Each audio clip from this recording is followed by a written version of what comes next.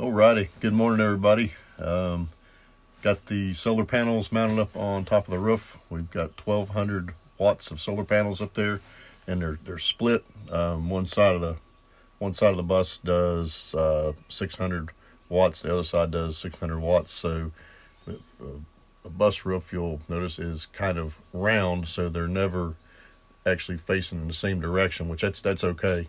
So I've got them split down one side as one bank and the other side as another bank. So they do really well. Been charging just fine, and haven't had to run any kind of a generator or anything to top off the batteries for, since like March. So at the beginning of March, and we're at the almost into June at this point. So I'd say that we're doing pretty good as far as the charging goes. Of course, I don't have a really large electrical draw that I do at any given time. But during the daytime, I'm making more power than what I know what to do with. So, but there's usually a computer running, there's lights running. Running a grinder the other day for quite a while, corded grinder. So I guess it's not cordless, but technically it's battery power since it's running off the solar batteries.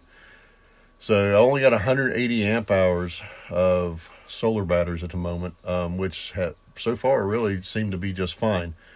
I do have another battery I had ordered a couple months ago, and I don't even think it'll show up probably for another month or so. It's coming on the slow boat. So, but that'll be an extra 310 amp hours, which will put me 490 total, just shy of 500.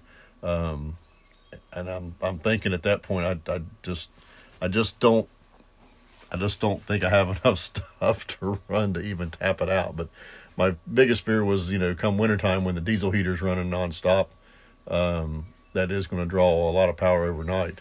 So I want to make sure I've got enough battery bank to get me through a couple of days if I have to, and then let the sun charge up. But even on overcast days, I'm at full charge by 10:30 in the morning.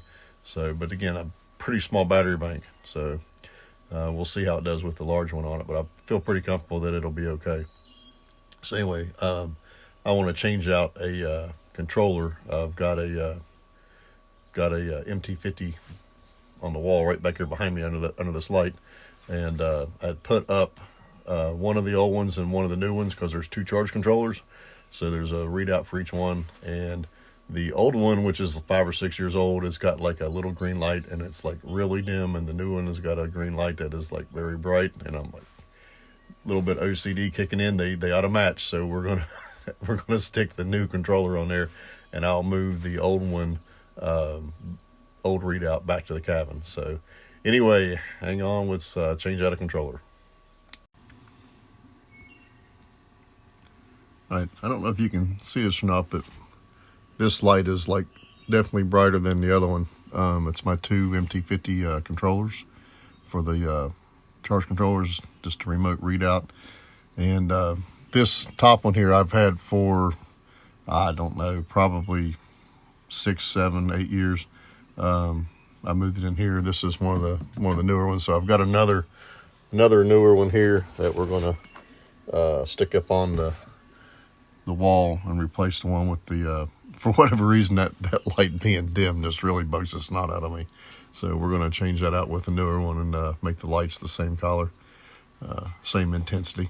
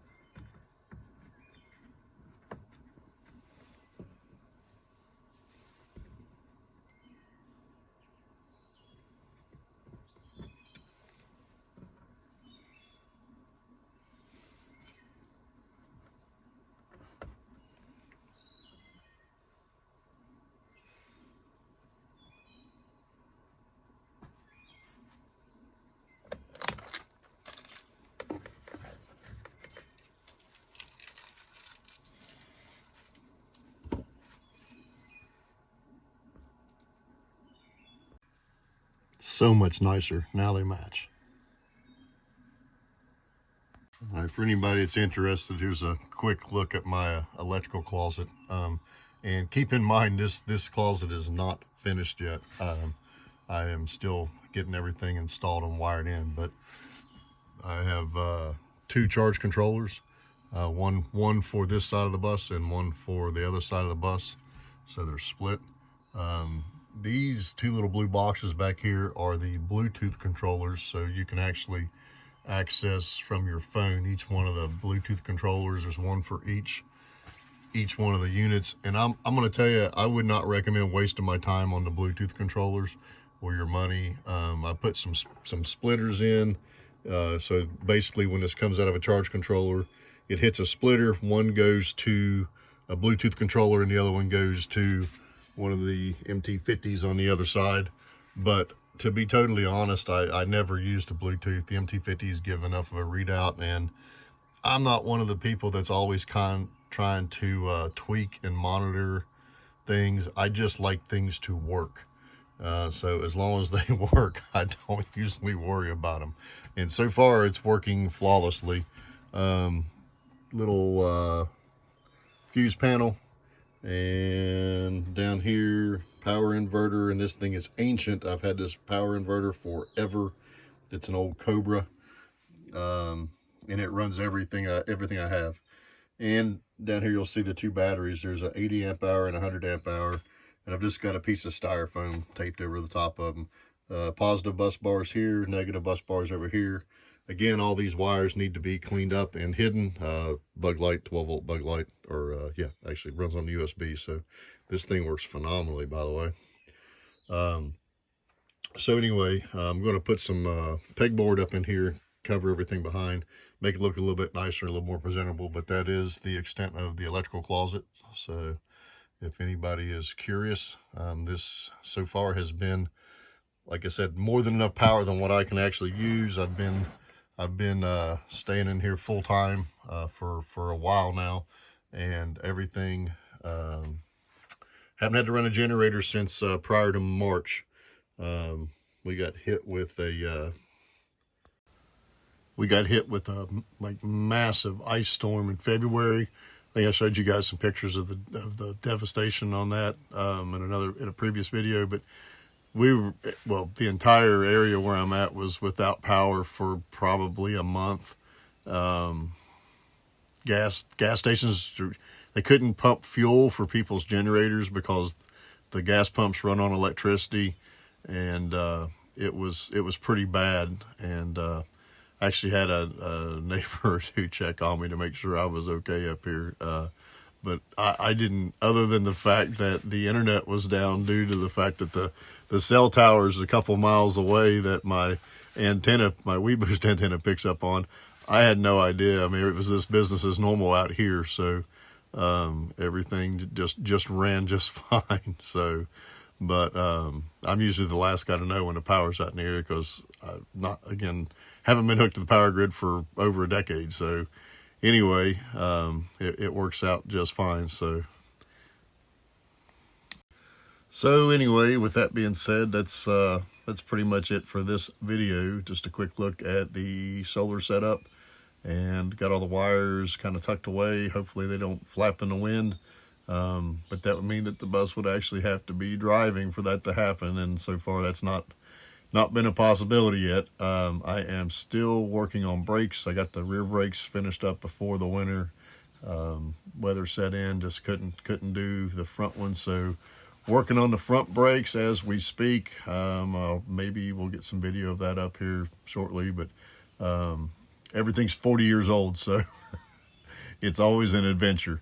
Had to actually go get a 3/4 inch socket set because one of the brake line fittings was 1 5/16 inches, and I got nothing anywhere near that size. So I do now. Thank you, Harbor Freight. So anyway, that's it for this one. God bless everybody. Stay safe, and we'll see you on the next video.